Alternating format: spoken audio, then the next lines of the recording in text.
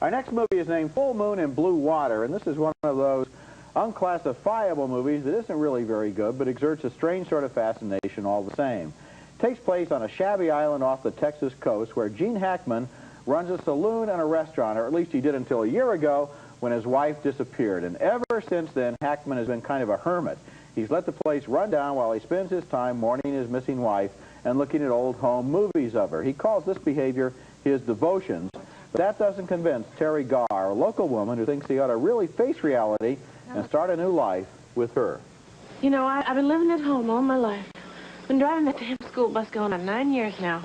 But I have managed to save up $6,300. And I'm willing to put every penny of it into this here operation, okay? I can't take that, Louise. You know my devotions. The island is filled with a gallery of weird characters, including Hackman's father-in-law, played by Burgess Meredith, and a retarded local man named Jimmy who works for Hackman. Now, this is Jimmy's idea of how to entertain the father-in-law.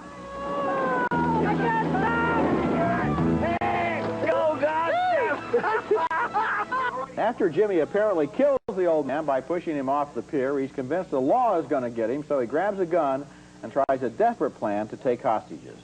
I'm taking her hostage, so you won't try anything funny when I leave. Well, take Virgil hostage. Sure. Nobody asked me. If you can believe that, you can believe anything in this movie, and believe me, there's a lot to believe.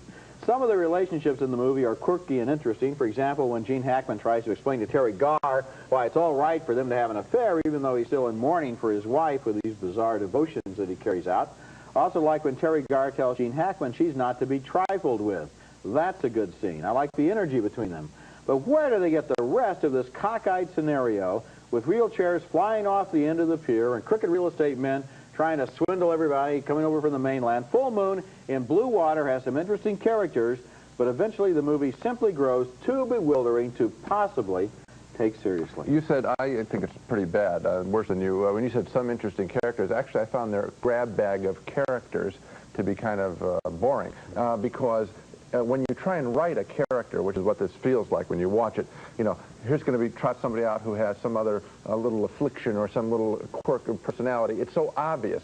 I think that characters, when you come upon them and they genuinely surprise you, that's another thing. Here it's just like a little parade of ducks, only it's a parade of characters, and I wasn't interested in watching any of it. I know what you're talking about. Often you see that in the movies. It's kind of a movie version of Southern Gothic, kind of William Faulkner rewritten by Mad Magazine, where, you know, let's have the father-in-law have Alzheimer's disease and be in a wheelchair, and let's have Jimmy come in and run the wheelchair off the pier. And this is supposed to indicate local color. All it really indicates is a fevered imagination on the part of the screenwriter who doesn't want to deal with the real elements of the story. I mean, Terry Garr and Gene Hackman, in real life, or in a real-life situation, these are good actors, would deal with this situation between them in a much more interesting way than is presented here on the screen, and they wouldn't have all these other people coming in and interrupting them. Probably these so. Fake people, fake people. Thumbs down for Full Moon and Blue Water, a needlessly bizarre cast of characters in search of a believable story.